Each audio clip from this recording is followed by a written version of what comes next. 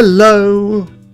Whoa, that was excitable. It's July 11th, 2013, and this is pocketgamer.co.uk to give you a first look at some new iOS games that are coming out this week. Hopefully the best and most exciting iOS games. Let's take a look, shall we?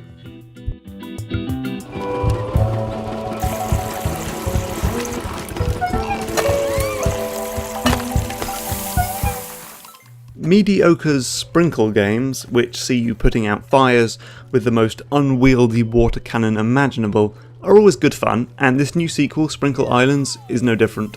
Splishy, splashy water, top physics, and playful puzzles are just a good mix. This one puts an auto-run spin on the formula, so when you douse the flames, you'll trundle along to the next burning building or whatever. So you have to also solve puzzles along the way to keep the road clear and stable for your wobbling fire truck. Good fun, good clean fun.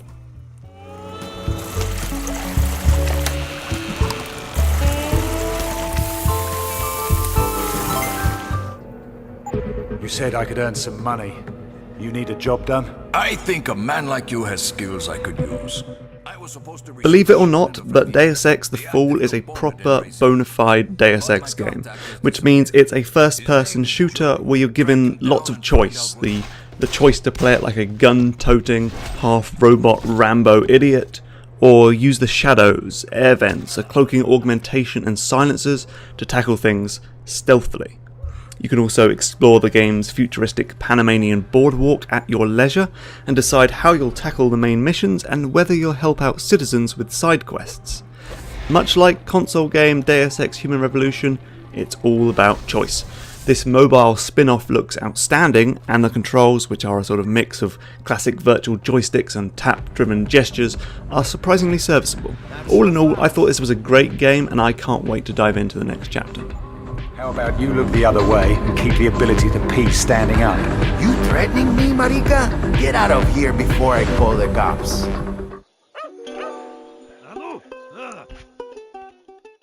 This is Tiny Thief, which is a side-scrolling point-and-click adventure with a little bit of stealth in there for good measure. So each level is this cartoon vignette, and you, a sort of pint-sized burglar chappie, must break in and pilfer a very specific object. That involves solving logic puzzles, sure, but also sneaking by guards by figuring out their patrol pattern and hiding in barrels or boxes when they're not looking. It's a very clever game, and I think it mixes those two genres very well. Plus, it's absolutely filled with content, and every level has its own its gorgeous backdrop and some very tricky puzzles.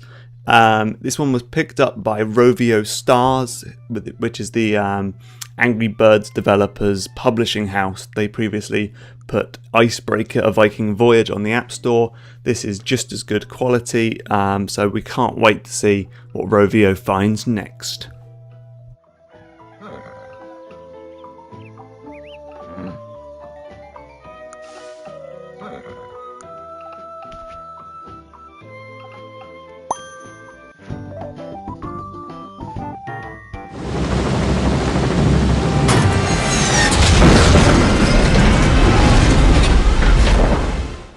It's a big blockbuster movie tie-in, so you know what that means. Infinity Blade clone. Much like the Avengers Initiative and Man of Steel, this is yet another kind of lackluster spin on Chair Entertainment's must-have screen slasher, only now we have massive robots and giant Godzilla-like monsters. As ever, your job is to duck, block and parry your enemies' moves with spot-on timing until you have a window for attack. Then you wipe your fingers on your phone like someone just spilt ice cream on the display to unleash damage. I thought it was boring, shallow and kind of unsophisticated nonsense, and offers no compelling reason to get this over Infinity Blade itself, unless you really like big old robots.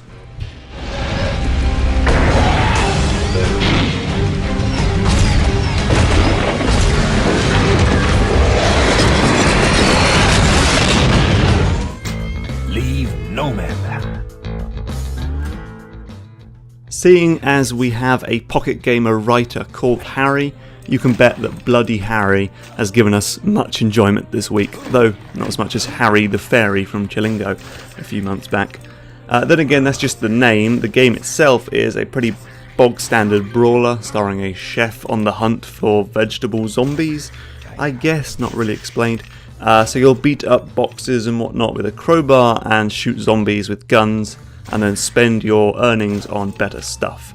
It's brainless and it won't keep you busy for very long, and your progression will feel hampered unless you start paying for in-app purchases. It's okay, but not great.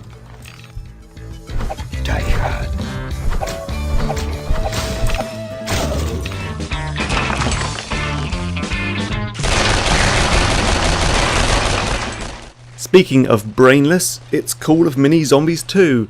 And no, I'm not talking about the zombies when I say brainless. This is the latest in a long line of inscrutably popular Call of Mini games, which see you ripping through hordes of zombies or soldiers or dinosaurs with increasingly powerful guns in some of the most uninteresting shooting galleries known to man.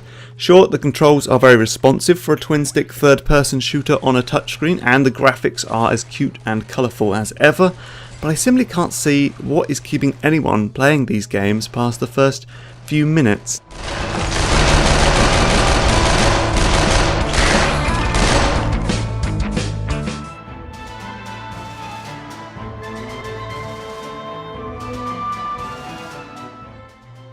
So, we liked the first Ravenmark game. We called it an engaging, polished and deep strategy game, and declared Witching Hour to be a name to watch in the future. Well, it's the future, and we don't have jetpacks or robot dogs, but we do have a free-to-play, multiplayer-focused semi-sequel to Ravenmark, and fittingly, I suppose, considering the payment model, it's all about mercenaries. I wouldn't worry too much about the freemium thing. You can buy currency and early access to some units, but it's mostly about buying new materials and colours to customise your very pretty flag. On the battlefield, this is just as deep and sophisticated as ever, with a lot of options for tactics-obsessed gamers. You can form phalanxes, that's a funny word, and give your guys standing orders, and there's a nifty sort of rock, paper, scissors style system to know which units are weak against others. So don't let that payment model put you off. If you dig strategy and have some pals to play with, give it a shot.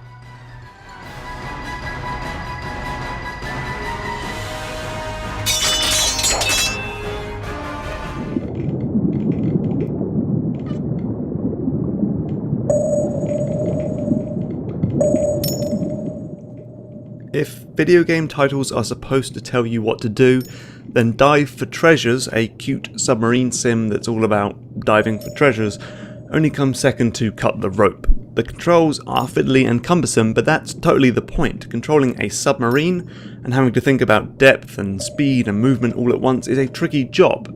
Now, this is no simulator, you can see that from the cute graphics, but it certainly does a good job of making you feel like you're controlling a hulking slab of metal underwater. It's packed with content and the graphics are cute. We look forward to spending a bit more time underwater, blowing up pirates, and then peacefully navigating our way to hidden treasure.